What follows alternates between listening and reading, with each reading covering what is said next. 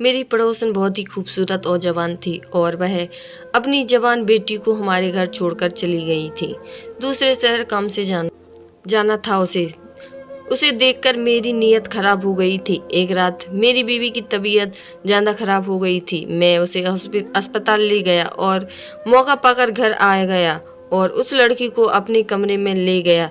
यह देखकर मैं हैरान रह गया कि वह लड़की हमारी पड़ोसन हमारे घर के बगल में ही रहती थी और उसकी मेरी बीवी से बहुत जमती थी। वह अपना हर सुख दुख मेरी बीवी से शेयर करती थी।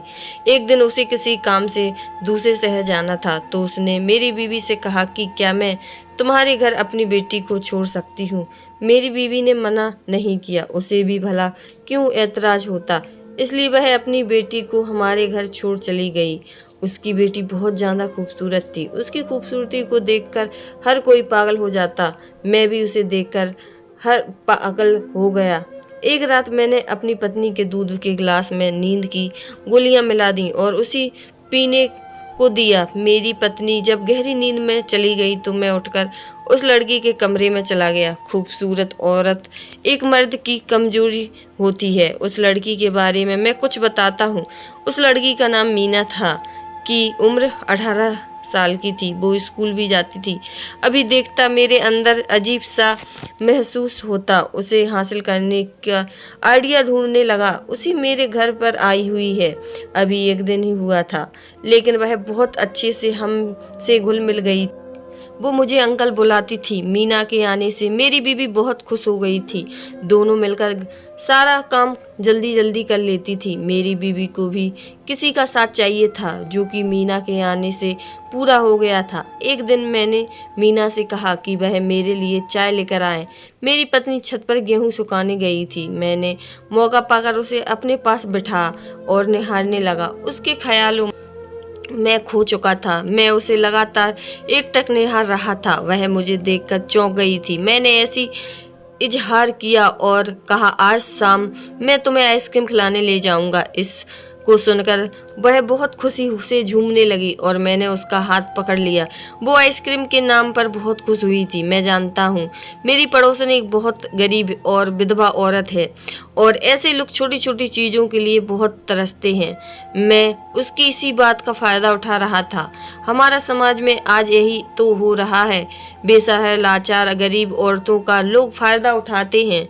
उनसे हमदर्दी दिखाकर यही सोच मैं उनके साथ कर रहा हूँ। मीना मेरी पत्नी का हाथ बटा रही थी और वह मेरी पत्नी से ज़्यादा सुंदर लग रही थी। मैं उसे चुपके चुपके देख रहा था और वह भी मुझे देख मुस्कुरा रही थी।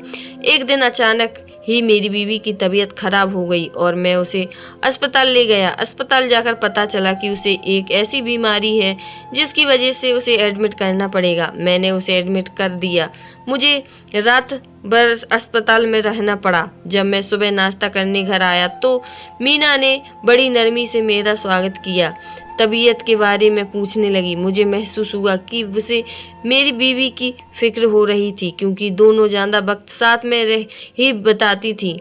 मैं उसे अपने पास बिठाया और समझाया कि वह जल्दी ठीक हो जाएगी। कुछ देर बाद वह मेरे पास आई और बोली, मुझे मौसी की अलमारी की चाबी देंगे। मैंने बिना कुछ सोचे उसे अलमारी की चाबी दे दी। अलमारी मेरी बीवी के सारे सूट निकालने लगी और मुझसे पूछ रही थी कि आपको इन सब में कौन सा कलर सूट ज़्यादा पसंद है। मैंने नीले रंग का सूट उठाया। मीना सूट्स लेकर दूसरे कमरे में चली गई और जब वापस आई तो उसे देखा ही रह गया। मीना एक उस रंग के सूट में बहुत खूबसूरत लग रही थी। उसने मुझसे कहा कि इस सूट में सबसे ज़्यादा कौन अच्छा लग रहा है, मौसी लगती है या मैं लग रही हूँ। मैंने कहा, तुम बहुत अच्छी लग रही हो। मैं उसकी तरफ बढ़ता ही चला गया और जैसे ही उसका हाथ पकड़ते वैसे ही फ़ोन की घंटी बजी और डॉक्टर ने मुझे फ़ौरन अस्पताल आने को कहा। मैं तुरंत अस्पताल पहुंचा। डॉक्टर ने कहा कि उनकी हालत ज़्यादा ख़राब हो गई है। डॉक्टर अपनी तरफ से पूरी कोशिश करने लगे और फाइनली शाम तक मेरी बीवी ठीक हो गई और डॉक्टर में उसे छुट्टी दे दिया और मैं उसी घर ले आया। मेरी बीवी को घर पर देखकर मीना का तो चेहरा ही मुरझा गया था, जैसे उसे कोई खुशी नहीं हुई। मैंने अपनी पत्नी को कमरे में ले आया। मीना भी मेरी बीवी के पास गई। मुझे डर लग रहा था कि कहीं मीना मेरी पत्नी से सारी बातें ना बता दे जो उसकी गैर मौजूदगी में हुई थी। मीना के साथ बताए हुए हसीन पल सुकून दे रहे थे, लेकिन उसके बाद जो मेरे साथ हुआ मेरे पैरों तले से जमीन निकल गई।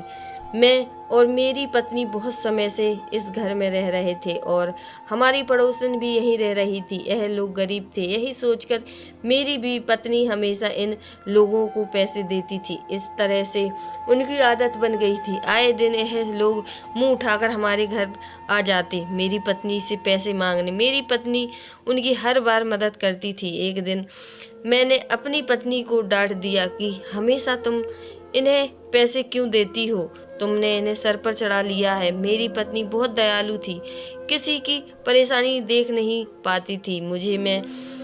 मेरी पत्नी से कहा कि हमारे पास सब कुछ है और उन लोगों के पास कुछ नहीं, तो क्या हम उनकी थोड़ी सी मदद नहीं कर सकते? मैंने अपनी पत्नी को बहुत डांटा और यह बात मीना ने सुन लिया था और तब से उसने मुझसे नफरत करना शुरू कर दिया था। लेकिन मुझे अभी इस बात का एहसास नहीं हुआ।